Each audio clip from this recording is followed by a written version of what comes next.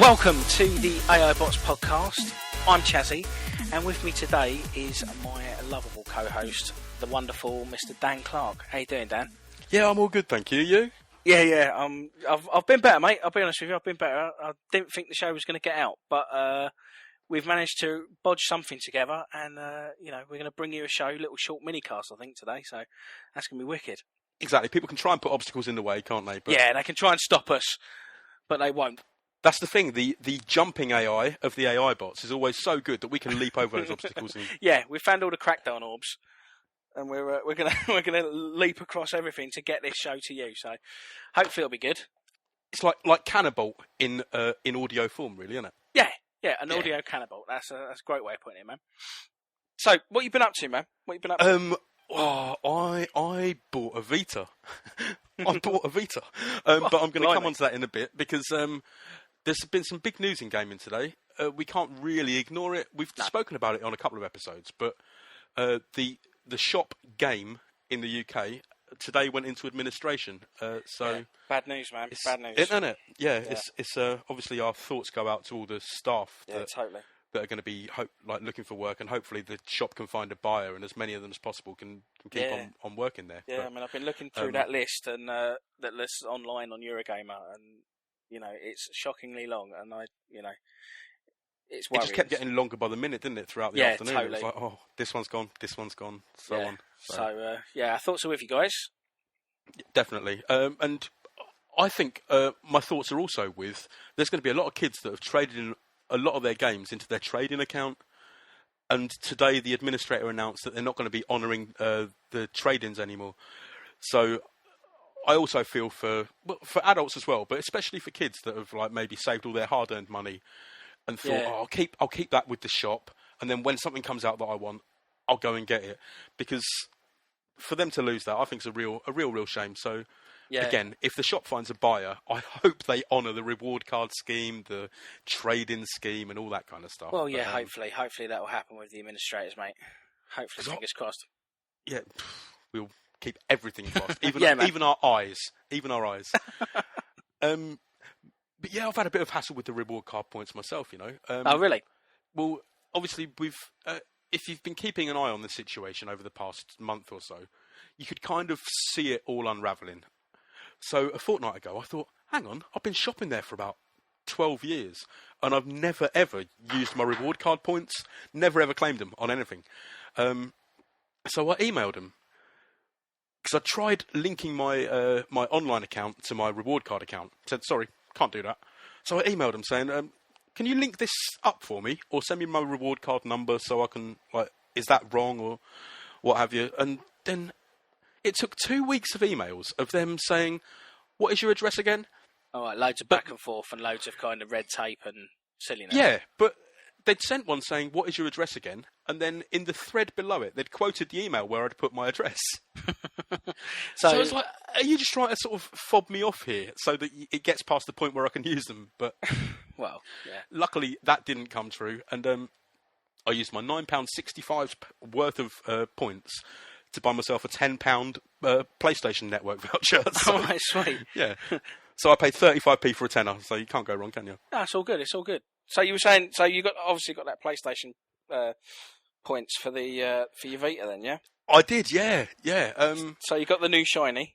Oh, yeah, it's a lovely little machine. Is it? It is a PSP, obviously upgraded, but the feel of it is obviously it feels like a PSP in your hands. Bit more comfortable, but from looking at what it can do with say the graphics on Uncharted or the new Wipeout demo, I can see that if that's the launch games, then what it's doing a couple of years from now is going to be phenomenal. Really? Yeah, I think so. Now we on the Lost Episode 0 discussed the Vita in quite some length. Yep. Right, and you said to me, I don't know, I'm going to wait, I don't know if it's going to, do what I think it's going to do.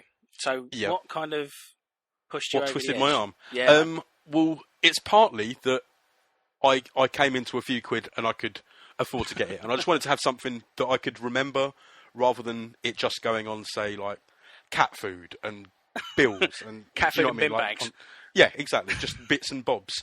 Right. So yeah, I thought it was just something. Treat yourself. Yeah, like something to have and to hold, and From this day forth, forever and yeah, ever. exactly. So Amen. I've now married my PlayStation Vita. It's a simple partnership because a console's male or female. I'm not quite sure. I don't know. I'd call it female, but Yeah, all right. That's just me. So I've married my Vita. I've only got one full game so far, which Right. is Touch My Katamari. I'm not going to. You don't have to. I'm not touching your Katamari for any money. Would you not even touch Namco Bandai's Katamari? But I might do if they ask me Yeah. nicely. Exactly. I've heard they've got some nice Katamaris stashed away. Yeah, that's my only full game so far. Okay. And do you like the series at all? Have you played any of the other games? I'll be honest with you, I haven't. I played a very, very small amount of kind of beautiful Katamari, and yeah, it took me a really long time to get my head around it. But once I got my head around it, I did find it quite fun, quite therapeutic in a way, kind of sitting there just rolling the ball around. Definitely. It's very zen, isn't it? Yeah, totally. Yeah. And I think this one it's kind of brought the series back on form, Okay. even to the point where at the start of the game, the king, the Yeah. guy that's kind of your narrator for the whole game, he says, "Oh, we've let down our fans a bit recently, haven't we? We've become a bit flabby round the sides. We've released some bad games and that." Nice, like that. I like that. And it's like, yeah, right. I'm with you on this one then, because like that nails it. If you can admit that you've put out some cash-in titles, yeah, it's like then- very much like I think they did the same sort of thing in Banjo and Kazooie, Nuts and Bolts, and they kind Yeah. of made a real bit. They sent themselves up a little bit, and then then it kicks into the full game. yeah, I like it. I like it when along those guys. I like it when developers do that. Shows they've got a bit of sense of humour and they can laugh at themselves. Yeah, and it just gives an extra edge, doesn't it, as well? Oh, yeah, totally, totally. You don't know where it's going to go from there. Well, hang on. If they're prepared to laugh at themselves, what else are they going to laugh at? Well, yeah, exactly. And then you hope it doesn't go too far. Yeah. But, yeah, so that's my only full game. But so far, that's absolutely beautiful. It Superb. looks and feels right with the two analog sticks. It's Obviously- just what I'd want. So it's lovely on the old LED screen, then, yeah. Oh yeah, well the OLED screen. I know you get them in the Samsung Galaxies and whatnot, but I've never actually seen one In the running flesh. before. Yeah, well, I've seen people using a Samsung phone, but you don't get to appreciate the sort of the color levels. Okay. So I've sat here with say to play. Try to think of an example, but for the Uncharted demo, you switch the lights off and you're playing it, and I've never used a screen that doesn't actually brighten anything.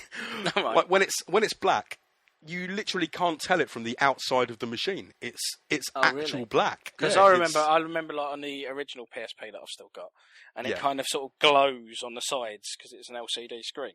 yeah. So you get Exactly. none of that. Even when it's a black screen, it's dark, even though it's a screen. It's Oh, fantastic! yeah. I know that's just what OLED screens do, but I'd not seen one before, and I think it's going to make a difference being on a console rather than a phone as well. I think they're going to Okay. maybe have worked how- it more towards visual quality. So how are you finding the kind of touchscreen and buttons combo? Is that from- confusing? No, not really. From the games that have used it so far, a good example is Unit 13. You know, the third-person shooter. No, but carry on. It's by the people that did the SOCOM games on PSP, Oh, right, okay. and it's very much in that mold, a third-person squad-based shooter. Sure, yeah. But say to reload your weapon, you'll just tap the reload icon, but it's right next to where your thumb is. So on you're the constantly tapping it and reloading by accident? No, I mean it's right next to it on the screen. Oh, okay, so it's like an extra button. Yeah, Okay, yeah, it's really easy to find, and again, I think they're in the very early days of what they can do with the touch controls, but it seems to me that if they can make it work like an extra button, then they're really onto something. So, again, we was talking about this in episode 0. So Yeah. I was really worried that third parties were not going to support this in a way that I really wanted them to make this a really successful system. Yeah. So, do you see in the launch titles and the demos and stuff that you've played, do you see the level of support that you think's there to kind of really push on and make this a superb system? Well, that's quite a difficult question because a few of the games are Gameloft titles. Okay. Say you've got your Asphalt game, and they've put Dungeon on Hunter. Dungeon Hunter Alliance. Yeah, which you can get for like £1. Yeah, But- yeah, it was available on the Mac for £1 about a month ago, wasn't it? And then, Yeah, exactly. Now, £40 on the PS Vita. Yeah. But Cha-ching. yeah, I think Ubisoft and Gameloft are giving it a bad name by Right. putting out cash-in titles like that. But okay, so But disregarding I think those guys. Yeah, I think from seeing what, obviously most of the titles so far are Sony games. From seeing those, I think if the decent third-party publishers can take the good ideas and run with them, and not the let's put an iPhone game on here ideas, if they can take the good ideas and not the bad, I think yes, it hopefully will get the support it needs to carry through. Oh, sweet. Okay, that's cool. Because that's one thing that's kind of held me back, is that just one worry that it's going to be another PSP where it's going to just, turn up, be amazing, and then disappear out of sight in like 6 months. So that's good. I think that's it very good much to hear, depends man. on what games you wanted from the PSP, because again, as we mentioned in episode 0, I got a lot of play out of my PSP, but then I play a lot of JRPGs, and I think that's kind of where the market fell to in the end. Possibly because of Monster Hunter's success in Japan, that so many JRPGs were launched on the system. Yeah. But even if that's all it turns into, I'll still be happy with my Vita as a place for handheld JRPGs. No, it's good. It's good to hear though that you're like really, really into it, man. Because I was, because when you said to me, "Oh, I'm going to buy a Vita," I was like, "Oh, I really hope this isn't a, you're spending your little bit of extra, reward money, as it were." And I really hope this is a good system, so you don't feel like you've been shortchanged. But I'm really glad to hear that you've actually, you're actually loving it. And for the most part, I've been playing PSP games on it, not Vita games. Which so like you're going back to the original lineup of original games. Say, as an example, I played the demo of Wipeout 2048, which it was stunning. It looks amazing. It's beautiful. Right, so that's the new one, yeah? That's the PSP. Yeah, the actual Vita version. game, yeah. Right, okay. But then I went on the PS Store, and Wipeout Pulse was on there for £6. All right. So I've always loved the Wipeout games, and Pulse was one of my favourites for the soundtrack. So I thought, well, for the sake of £6-7, I'll give that a try. And that looks. I'm not saying it looks as good as Wipeout 2048. Obviously, it doesn't. Yeah. But for the amount of difference and the amount of cost, I'm quite happy playing Wipeout Pulse for now. Fair enough. Get it on the cheap, as it were. Yeah, and you can choose to have bilinear filtering running on PSP games. So really? It kind of counters the jaggies and sort of smooths everything out and makes it look a little bit more Gaussian blur, as it were. Yeah. It doesn't blur it in a horrible way, but it's people are hoping that eventually there'll be a proper anti-aliasing rather than just the bilinear filtering. But even for now, that's improved the look of an awful lot of games on there. The way it deals with colours as well. Like PSP, I thought had beautiful bright colours at the time. Yeah. But again, when you're playing PSP games on it, it updates them in such a way that they almost feel like you're playing a new game again. Oh, cool, man. It's really nice. Excellent. The one thing that I do think is a bit weird, I'm not sure if this is the limitations of the hardware, or if it's just the limitations of the game. But there's a game called Little Deviants. It's one of the launch titles from Sony themselves. Okay. It's a bunch of mini games, like when you get a bundle of tech demos to show off a new console. It's like that, but the rear touchpad doesn't seem to be multi-touch. So there's a game where you got to roll a ball around a level, but you do that by raising hills with the rear touchpad. Oh, okay. So so you push them down with the front screen and up with the back screen, and you can't push them down. It's literally only using the back screen. Okay. But yeah, you can only press it in one place. I've tried using 2 fingers, and it doesn't seem to accept that. So it'd be interesting to see whether that's a limitation of the hardware or just the software in this case. Okay, fair enough. Yeah, all very interesting, mate. So how are you finding having 2 sticks? Most important piece. 2 sticks is great. Yeah. Especially like Katamari is my only full game, so. But have you been using it on Uncharted, like? On Uncharted it works nicely, and for anyone that did listen to, was it episode 0 where I ranted on about my control issues? It might have even been episode 1. Episode 1. But Uncharted gets it right. Gets it completely right. All right, so it handles the In every camera way. in that weird way you were saying about kind of spinning around the player and Yeah, all that, like if yeah. you want to aim with the left trigger, it gives you an option to have that set up differently to the camera the rest of the time. So you're so a I'm happy guessing- boy then? yeah, I am. Other than it's just another third-person action shooter, Superb. and the demo for Uncharted just underwhelmed me. I don't know if I just had enough of third-person action games. Really? Yeah, I'm not Yeah. too sure because I felt the same about the Mass Effect 3 demo, where it's just like, oh, it's another one of these. But, yeah, So maybe I've just sort of had my fill of that type of game. yeah, just got to the point where you just don't care about them anymore. Want to try something a little bit different. Yeah, well, it seems like so many games now are that over-the-shoulder third-person view, but it's difficult to see what else they can do, isn't it? Yeah, exactly. Other than first or third person, but Exactly. but they all seem much of a muchness to me at the moment. Yeah, man. Yeah, I've got a bit of a recommendation though for yeah, go on. anyone that listens that has got a Vita. Mhm. At the moment, do you remember Split Second Velocity? Yes, the sort of racing game where it's kind of like a game show. Yeah, with all the explosions kicking off Yeah, and all that. yeah.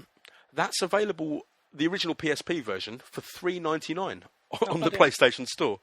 Cool. Which Is it as big It's- as an Explodey as the kind of one on the main consoles?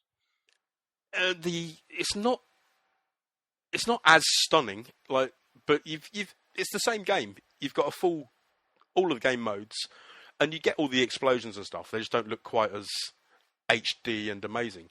Right. But considering Ridge Racer Vita is what, like £20, and you only get a few tracks because Yeah, it's all DLC. I heard that wasn't brilliant and not worth picking up. Yeah, that's that the my case? thinking. I've not played it. There's no demo for that, which I think is quite telling in itself. I don't want to sound like I'm on a downer about it. The only other downside is that the system seems to class launching the browser as launching a game. Yeah, I Like- heard about this. It Yeah, launches you it can't as run an the app, browser at the same time, which is a bit odd. so you can't kind of like look at your game facts or hints or anything like that while you're playing the games. I'd guess. Yeah, unless you've got to a save point and then Yeah, you have to yeah, switch save out of turn one it off, and then back turn into the other. Seems yeah. like a bit of a pain in the arse. It does, considering it's a browser. It can't be running anywhere near the No. the amount of RAM as the actual games are. Surely they can have Yeah. that running on the side somehow. But Yeah, it's a bit poor, but hopefully that that they'll do what they do with the PlayStation 3 and kind of give it a few more firmware updates and kind of. that's the thing. That's you what know. saved the original PSP for me as well, is that they kept introducing new features Yeah, every few months until you could use Skype on it with a camera. I know. Which the machine wasn't even made for that, and it's like that's pretty stunning that you've That's pretty cool, man. That you've is done totally that. cool. So So so talking of shopping hassles that you've had, yeah, I heard you had a bit of a problem with Microsoft as well this week. yeah, I've had a bit of a run-in with old Tim Schafer and Microsoft. Really? Yeah, well, I bought Psychonauts a few years ago on my Xbox Right. as one of the Xbox originals. Well, Yeah. I bought it on 360, sorry, as one of the Xbox originals. Mhm. And then ran out of disk space, so deleted it, because when you delete it, it says, oh, don't worry, this will be available for you to download again. Yeah, no problem. the store. Like, just Yeah. clean out the fridge and kind of come back later when you want us and download it Yeah. and it'll be there. Yeah. So about a month ago, I thought, yeah, I'm gonna play Psychonauts again. Went on and couldn't see it on the marketplace, but that doesn't matter because everyone knows you can go into your download history and pick it from there. Yeah. But you pick it from there, it gets to 1.3 gig and just stops. So Alright. I thought, is this just me? I had a Google. It looks like it's a common problem, and it's been happening to everyone. It's like a dead file. It's a bit of dead data at 1.3 gig. Because Double Fine lost their publisher for the game. Okay. But Microsoft don't allow a game on XBL if it hasn't got an official publisher. So Oh, all right. So they've killed the file because they don't have a publisher, and you can't re-download it even though you've purchased it. yeah, I've bought it. So and- this is what everyone's really worried about with the whole, digital download future of kind of like, right, well, if some weird licensing deal goes awry, then this game I've paid X amount of money for, even Does though it I know cease I'm to buying the exist? lines. Yeah, it doesn't exist anymore, and I can't get it. Yeah, What a that's the thing, nightmare. and yeah, it's I couldn't get my head around it. That I can see that they don't have the license to sell new copies, Yeah, but if you've already bought it, then I know. Well, can't it's the one can't see thing the that issue. like kind of that makes me absolutely petrified of digital downloads. It's kind of never been able to, I'll have to download it and store it and never delete it, because if I don't do that, then that's it. I may never go back to it because there'll be some weird thing happen on the back end. And if they're I'm using sort of- DRM, digital rights management, then you might not be able to back it up to anywhere either, because No, exactly. it's not going to accept the file onto any other device. So yeah, No. it's going to cause problems in the future, I think, isn't it? Yeah, man, totally. But I saw you all over Twitter with it, kind of ranting away. I got quite angry because I'd phoned Microsoft the previous week, and Yeah. the girl had said, "Yeah, don't you worry. Looked into it. We'll get you a refund. It'll take 2 Don't or 3 worry. days. It'll be Don't there. worry, it's all 2 good, or 3 Dan. days." Don't worry, Dan. It's Exactly. all good. Calm Don't worry. down, It's all Dan. fine. We'll get it to you. We're Microsoft. It's all going to be fine. That's Don't what I worry. thought. Yeah. And they suckered you in by the sounds of it, mate. Yeah, I really did. Well, she was like, "Well, I can't do the refund myself. It takes a supervisor. Takes 2 days to process. If it hasn't happened by Friday, give us a call." So I gave him till the Monday. Thought I'd give him a bit of leeway. Yeah. Got through to another guy. "Yeah, sorry, we got no record of your call last week, sir. And yeah, we've got no record that there's anything wrong with this game at all. Can you try downloading it again?" I was like, "Well, no, because I know it's not going to work. I know it's Like, screwed. Look, you let's haven't not- got the let's not rights to jump put it through- up. It's not like, yeah. Let's Have you not tried jump through these hoops. Have you tried clearing your internet cache and trying again? No, I know what the issue is. I can tell you what it is. You won't allow the game on your system." So yeah, I got on Twitter and Got a bit- angry. got a bit irate about it and said, "Oh, if anyone else has bought it, please retweet this, because like, give them a ring and try and claim your money back, because otherwise it's not fair." And then it went round. A few decent people retweeted it. I got a bit of sort of attention from various people saying, "Oh my god, I didn't realise that could happen." Then the actual developer, Tim Schafer, got in touch, which was like Mental. a bolt from the blue. But Yeah. it shows he's actually keeping an eye on things, doesn't it? So, Yeah, man, totally. Totally. yeah, it was along the lines of he's aware of the issue and they're working as hard as they can to sort it out. So, I know, but that must have just been like, oh my god, "You're Tim Schafer! You tweeted me!" Yeah, that's mental. exactly. A, why are you even bothering your ass to look at Twitter to see about this problem? Second of all, thank you very much, thank you very much, thank you very much. Yeah. That's superb, man. That's great, though, isn't it? That, the power of Twitter, that you can go on there and have a rant about something, and then the developer can come on and just go, "Don't worry, lads, I'm looking into it." Yeah, and fingers crossed he can look into it. Yeah, and, no, and get something done. that is pretty special. That is pretty special. I've got to Yeah, give him definitely. that, man. He's a very good man. So yeah, thanks Tim Schafer for letting me Yeah, know man. you're trying your best. But so with all this like game stuff going off, and all these weird licensing deals at Microsoft, and do you think, I just get this feeling that we're getting into the start of like a second '80s crash, like we had with Atari and that kind of thing, where every games got so big and then kind of outgrew itself and died, for a little while. And I'm really, Yeah, I think there is a danger of that, isn't there? Especially with the massive rise in like the casual gamer over the course of the Wii and the DS. Once they've got their copies of Wii Sports or Brain Training or whatever, on the Kinect, yeah. But are they going to be enticed into buying into any next generation? Do they need the casual gamers don't need a next gen, do they? I don't think so. Well, yeah, or the fact that now they see all these kind of game shops going under and kind of games sort of going away to a degree. Are they going to be put off now and go, "Oh well, that bubble's burst. Like, won't bother getting involved in that anymore." That's the thing. It's frightening, isn't it?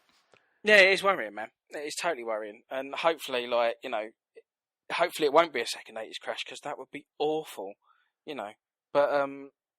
But what with Although it would Microsoft- mean a lot of very cheap games for a very short time. So yeah, it'd always be an but the thing upside. is, you're going to have to really, really dig back into the archives for a little while, I think, if that ever really happened. But yeah, it's just worrying, like you could see a little, a lot of sort of development cash all of a sudden disappearing, and we might be in for a bit more of a leaner time of it, I reckon. And not that it hasn't been anyway. I mean, the amount of closures of studios over the past couple of years is. I mean, Yeah. you can see the industry's not taking the risks that it once was. It's. Yeah, well, yeah. I mean, everyone wants that guaranteed thing, but you know, it's like where's. But it's difficult to tell. Yeah, like where's the big new thing going to come from if you're not experimenting and giving a bit of. It Yeah, just well, seems like a circular maybe situation, doesn't it? maybe this is the time for the indies to step up. You know, it could be very interesting for those guys. Well, that's an industry that seems to be constantly on the rise for the past year or so. Well, Yeah, past couple exactly. of years. Nice, cheap games that come out and kind of keep everyone engaged. You know, that could really be a boom for those guys. So, Fingers crossed. yeah, man. One thing So, is though, where would you bury the downloadable games? Would you have to find like a downloadable desert or something? Like, you could use the desert from Journey, couldn't you? yes, you there we could. go. You Yeah. could. You know, there's enough sand there, and you know, you can surf around that for a while until. You know, definitely. Yeah. So that's where we can put the non-cartridges. We got What's this massive mountain of games that's just turned up in Journey? in Journey. Don't know. Where did it come from? I don't know. Maybe it's a secret DLC level. Yeah. That's what it is, lads. That's what it is. Oh no, this is a copy of Angry Birds. Oh. Anyway, I've ranted on for bloody ages. What have you been playing, man? Me. I've been playing. I've not been as busy as you, mate. But yeah, I've been into Rayman Origins. Yeah. Yeah, rented that, and it's been taking up my life for a little while. But yeah, that's one charming game, man. That is really, really charming. Kind of, if it was any more charming, it would be like a minor royal that would climb up a tower and try and kiss a girl to bring her out of a deep sleep. You know what I mean? It's wonderful. It reminds me of kind of like an Earthworm Jim or like a Rick Dangerous or something like that. Those kind of 2D side scrollers from the like mid to late 90s. It's got a very 16-bit sort of feel, hasn't man. it? Yeah. But But the thing is, it's got the sound and the kind of the music and the kind of audio cues from it, like that, just kick in at the right moment to just really just hit that part of your brain that just is just fun and entertaining, you know. Yeah, it does seem to sort of push the right little nostalgia buttons, doesn't it? Oh yeah, totally. But like, I've been hankering after a 2D like side scroller for ages, and I've like tried. Playing like Super Mario Brothers on the Wii, and I found that really frustrating. Not because it's Mario, so it's wonderful, but it's like once you've played one Mario game, they seem to be rehashing the same old thing, and it kind of gets, and it's got loads of little like weird. I've been playing it 2-player with my my little one, and like playing Super Mario Brothers Wii with the little one and kind of bouncing off each other's heads and I might try and make a jump and I bump into her and it's got really frustrating. Yeah. But with this one, because it's like a high quality Cartoon Network cartoon, so that had my little one engaged anyway. But then on top of that, it was like you don't get as many of those collisions with the other player, and it seems the levels seem a lot more kind of weighted for 2 players. Just made it easier for a kind of a lower level of play. There's like obviously more difficult bits that you can get to in the levels and stuff, but kind of the main, if you just want to crash through a level, go left to right, it's not going to take too much effort to do that, but in a good way. Like my little 9-year-old can, hold her own and stay with me as I go ploughing through a level, And then you can go back and try and find all the extras at another time and get the extra challenge from it, can't you? Exactly, yeah. I mean, the main character, Rayman, he's a little bit floaty. It's not as bad as he's like they are in Little Big Planet. Yeah. No, it's not like trying to wade through treacle, but he's a little bit floaty. But I think that's, from what I've heard, that's kind of like a mainstay of the series. So. Yeah, that is his shtick. Yeah, man. So I can sort of forgive that. And to be honest with you, once I've got used to it, because it's not annoying now after playing it for like sort of 4 or 5 hours. So I'm really, that's been less and less of an issue as I've been playing through it. But like, it's just wonderful. It's just absolutely like I keep looking at it and keep thinking like Shank tried to do that. A completely different type of game because Shank's a brawler, but they tried to do this kind of cartoon hand drawn illustration. But with that, they suffered from kind of you'd hit the button to punch, and there would be more animation than needed. Whereas in this, it's all really kind of snappy and quick, and there's no kind of fat on it anywhere. Do you mean Shank was a bit like FIFA, where you have to wait for the pre-canned animation, or old FIFA? Yeah, totally. Whereas with Rayman, it's all very snappy and quick, and kind of, everything happens when you want it to happen. There's no lag, And go on. I was just going to say, do you think it was a good idea of them, because it was originally going to be a downloadable game, wasn't it? Yeah. And then they said, tell you what, this is getting a bit too big. Let's make it a full boxed release. Oh, yeah.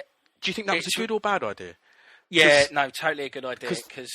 But then the price has dropped so dramatically on it that I don't think anyone's paid full price for it. It really seems like a real labour of love. It's almost like these guys started off making a downloadable game and then started having so many great ideas and throwing so much stuff into it that was just hit after hit after hit that it kind of sort of blossomed and grew into something larger than it was going to be. And it really feels like everyone involved in it really had a lot of passion for the project. And it's not one of these games where it's like, right, let's tack on 20 more levels, bosh, right, get it out for £40. It really feels like a bunch of guys really just was really enthused about the game and kind of built it up over time and made it into something more than what it should have been. And yeah, I mean, the variety in the levels has been like in the short time I've been playing it, it's been astounding. Yeah. Not wanting to spoil it too much, but kind of you go from 2D side-scrolling levels to like weird little nods to Angry Birds, and then there's like kind of almost like an R-type level on it where you're flying on the back of a mosquito. Oh yeah, they did that in the original, I think, and it's just lovely. It's just wonderful. You just get into a point where you think, oh, right, okay, I've done like 5 or 6 levels, seen it, done it. Yeah, we're going through 2D. And you just get into that point where you think, oh, right, okay, getting a bit bored now. And then boom, it hits you with, like you say, an R-type-y flying level or a lovely little floating level where you've got to use your floating ability on the wind to try and get you through stuff. And like I say, it just has those really nice beats of kind of just getting to the point where you're bored and then giving you something interesting to kind of push you onto the next levels. I'm just finding it an absolute joy. I'm really looking forward to plowing through the rest of it. But other than that, man, I think I'm on to about the 3rd kind of world, as it were. Just got into the 3rd world, so yeah, really, really enjoying it. Really, really, really is a recommended game. If you haven't got it, get it, because it's absolutely fantastic. Right, so have you got anything else? That's pretty much all I've been playing this week. Cool. Should we go to a break? Let's. Yeah.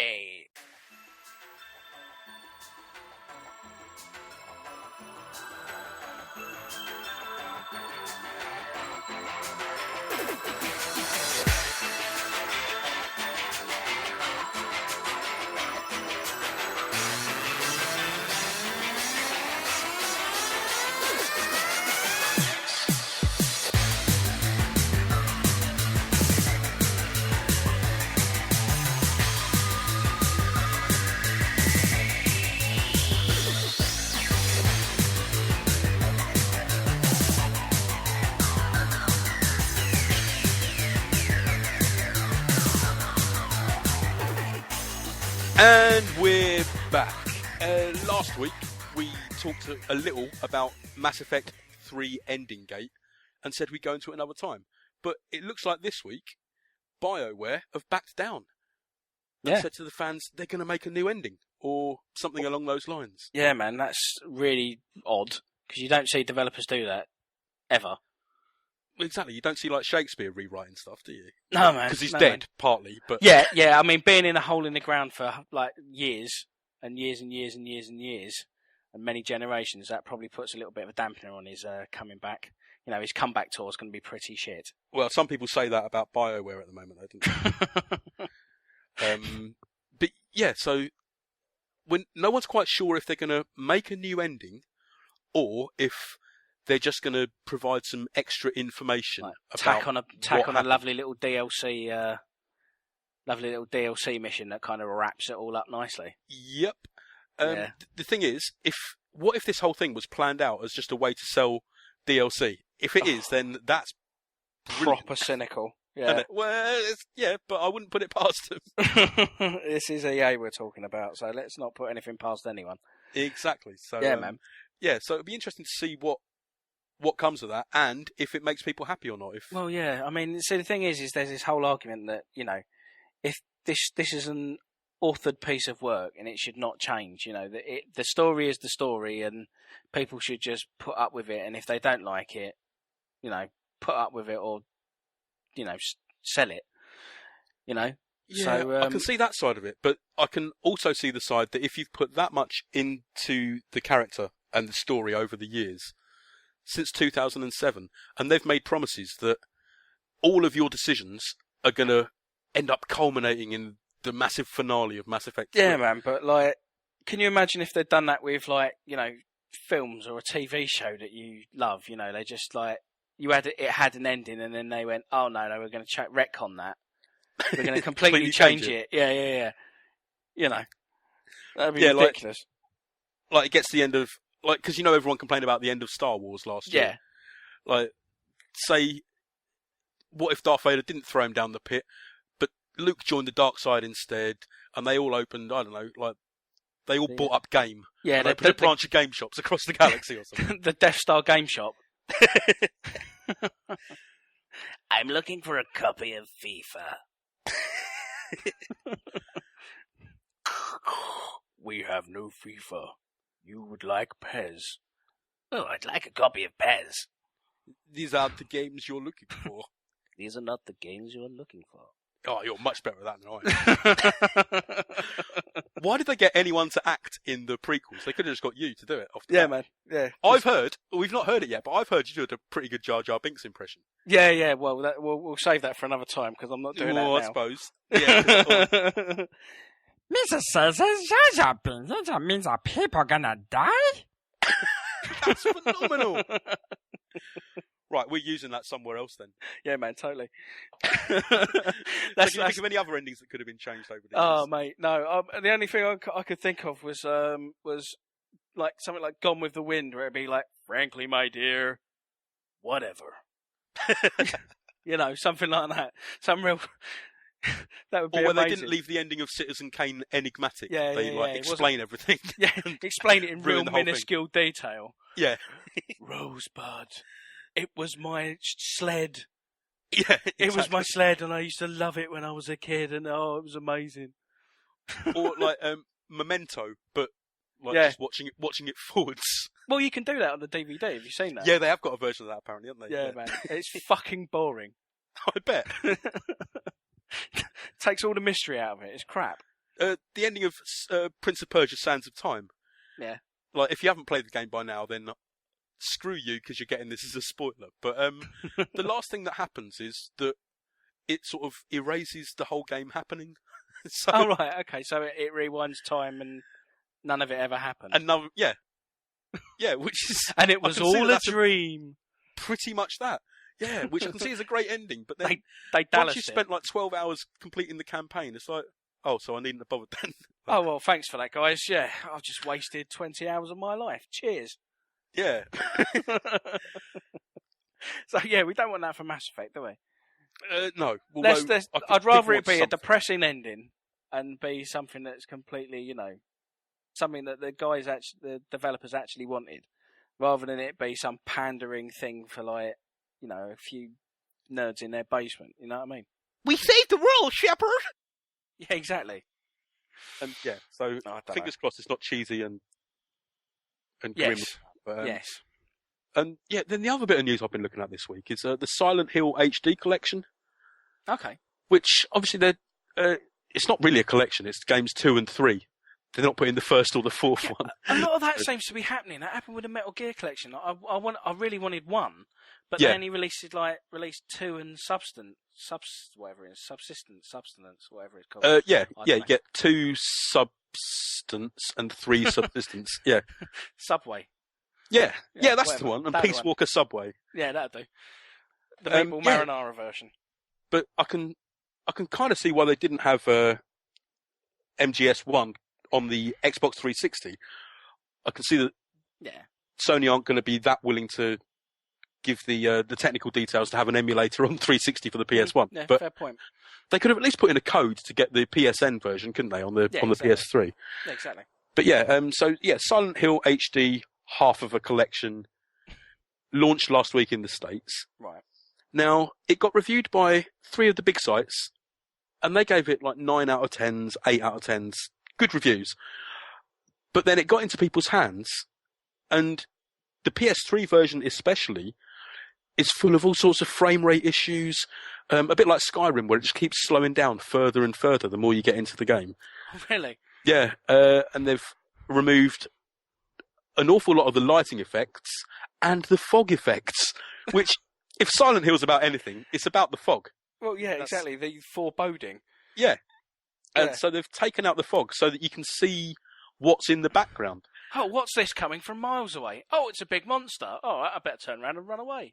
The problem is, it's not from miles away, because they didn't bother drawing anything in the old ones, because they're like, oh, you can't see it because of the fog, let's not draw it in there. Let's not bother. So, like, there's a really nice example that I think Jim Sterling highlighted it on Destructoid, where you've got, say, a dock with a bit of rope coming off the dock that, in your imagination on the PS2, you think, oh yeah, that leads to a ship Right, that you can't see because of the fog.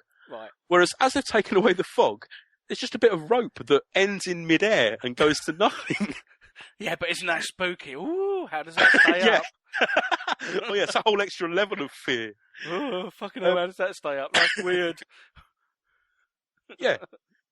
So what I don't get is that it's Silent Hill 2 especially is a really old game. That's from 2001. Now, why can't you get that running on a console in this day and age? It Because completely baffles me. Because whatever pixies and fairies that are needed to make things like this work, because that's how I imagine that all computer games work right now. It's all pixies and fairies, and they just obviously can't get them to work hard enough to get it running. I guess so. Maybe the PS2 pixies don't get along with the modern PS3 pixies or something like that. Yeah, something like that. Just get another bucket load of fairy dust in there, mate. It'll work like a dream. Trust me. Yeah, Konami put out a patch to try and sort it, and apparently it's fixed a couple of issues and done nothing to any others. So it's not one you'd recommend picking up then. Not a resounding success. On the 360, it's meant to be a lot better, but Okay. again, you still don't get the fog, you still don't get the lighting effects. So it was one I was quite looking forward to. So that's why I've kept quite a close eye on it. But That's a shame, man. yeah, quite worrying that. Yeah. Right, do you want to get out of here and do a few emails and letters and stuff? Yeah, let's. Please. Well, we've only had one email for our Dragon's Den game ideas contest. Yes. Let's not call it Dragon's So we're going to leave that. Let's call it let's AI not. bot. Yeah, AI just in bots case. All right, in case- Legally. Yep. All right, we're covered there. Allegedly. The AI bot's den. Yeah. So we're going to leave the idea we've got so far until our big show coming up this week. Although this one's turned into a bit of an epic as well, I suppose. Considering it's going to be a half an hour little bonus episode. The Mega Minicast. Yeah. So we're going to leave that one. But if you've got any game ideas that you want to send to us, you can either email at theaibots.com, or you can hit us up on Twitter at theaibots. Other than that, any other thoughts you've got, any feedback, anything you want us to talk about, also send it in. We'd love to hear from you. Yeah, totally, man. And don't forget that the AI bot's den does have a £40 game as a prize. So get your game idea in, and if it's picked, you will win a game. Or it might just be 40 copies of FIFA. Yeah. But Yeah, 40 copies of Angry Birds. oh, also, I completely forgot. Everyone should keep an eye on the AI Bots Twitter feed, because I've got a little special giveaway from Game. That it's not a competition, it's not a contest, it's nothing like that. It's just something that I found in Game that I'm gonna throw out to a couple of our followers on Twitter. So keep an eye on that, and you might get something special. Ooh, I know that sounds really cryptic, but I don't really want to give it away before. I don't want to shoot my bolt really before the times come to get it out there. So You're Usain Bolt. yeah, Cool. All right then, man. So we're all done. Everyone knows the Twitter feeds. Everyone knows the email addresses. Let's get the hell out of here. Let's. Been nice speaking to you, and I'll speak to you next week. Yeah, speak to you next week, man. Take See you care, all chap. later. Bye-bye. Bye.